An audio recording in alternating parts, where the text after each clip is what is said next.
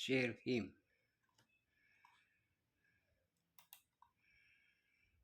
The Lord Elohim has given me the tongue of the learned, that I should know how to speak a word in season to him who is weary. He awakens me morning by morning. He awakens my ear to hear as the learned. Thousands don't truly know Yeshua. We call them lost sheep, but they don't even know they're lost. And how will they know they need Yeshua if no one explains it to them?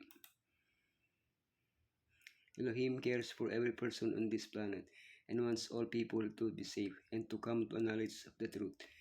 This includes both those who do not know him and those who, having known him, have turned away from his ways. How has Elohim chosen to reach all those people? Through us. This is our Great Commission. What should we share? The Great Commission. How can we share? Imitating Yeshua, cultivating friendship. Here, how to bring back those who left. Elohim seeks his children. We are looking for the one who.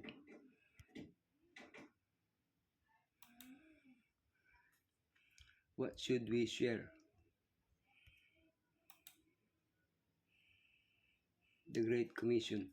Therefore go and make disciples of all nations, baptizing them in the name of the Father, and of the Son, and of the Holy Spirit. Go to all nations was the command Yeshua gave to the people who had gathered to see him after his resurrection.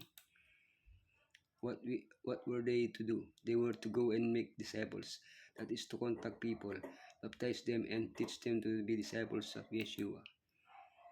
Those disciples in turn taught other disciples, and so on for 2,000 years, until our own day. Now we are the ones who receive Yeshua's command. Like Peter and John, we cannot help speaking about what we have seen and heard. We can speak from a pulpit, cry out into the streets, share our testimony on social media, or simply share it with someone. We are all involved. How can we share? Imitating Yeshua. For Messiah's love compels us because we are convinced that one died for all. What motivated Yeshua to seek the lost sheep? Undoubtedly, it was his love for us. He has also placed his love within us, so that we may share it with those who do not yet know Yeshua.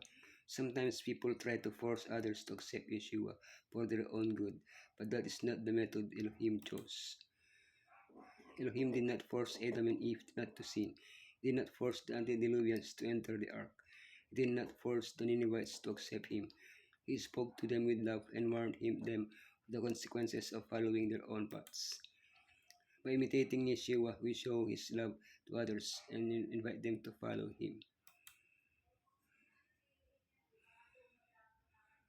Cultivating friendship.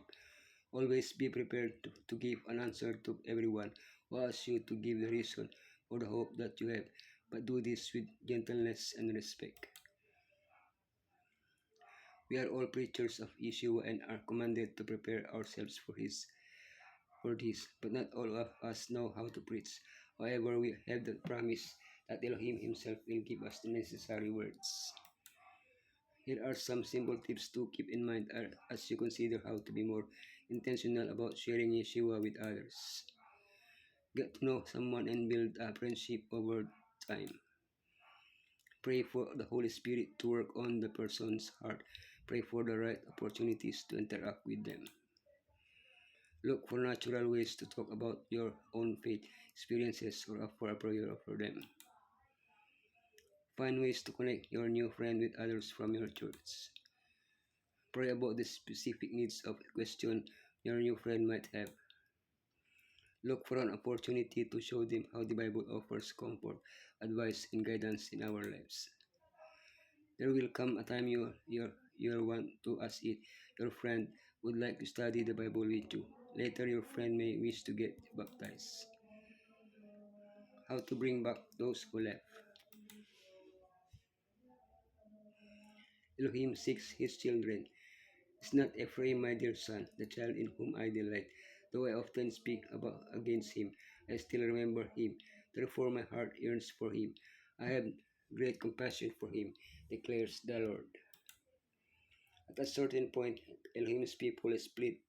Ephraim, the northern kingdom, abandoned Elohim. Judah, the southern kingdom, remained faithful. Despite his abandonment, Elohim continued to regard Ephraim as his beloved son.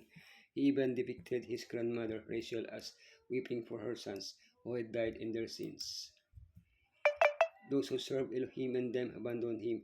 Elohim continues to call out to them with love. They are his children, and he loves them and persistently urges them to return to him. Perhaps some of our own children, who once knew the faith, have abandoned it. Far from turning our backs on them, we must continue to love them and speak kindly to them. Elohim reminds us that they are the object of his tenderest compassion, and he earnestly desires that they are looking for the one who left. Though I scatter them among the peoples, yet in distant lands, they will remember me. They and their children will survive, and they will return. Our spouse, our son, our daughter, our friend, our neighbor, that brother or sister who used to sit on that pew. One day they worship with us, but now where are they? There are many reasons why people leave the church. We are not called to judge their reasons, criticize their motives, or simply forget about them. Our duty is to go and find them and bring them back to the fold. How do we do this? First, by praying. Second, by being an example of love and kindness toward them. The testimony of your life, your actions, words, and prayers for someone who has strayed from Elohim can radically change their life and their future. Elohim might have committed the message of the gospel in all the work of loving ministry to the heavenly angels. He might have employed other means for accomplishing his purpose. But in his infinite love, he chose to make us co-workers with himself, with Messiah and the angels, that we might share the blessing, the joy, the spiritual uplifting, which results from this unselfish ministry. If you will go to work as Messiah designs that his disciples shall, and win souls for him, you will feel that the need of a deeper experience and greater knowledge in thy divine things, and will hunger and thirst after righteousness. You will plead with Elohim, and your faith will be strengthened, and your soul will drink deeper drops at the well of salvation. Encountering opposition and trials will drive you to the Bible and prayer. You will grow in grace and the knowledge of Messiah, eh, and will develop a rich experience.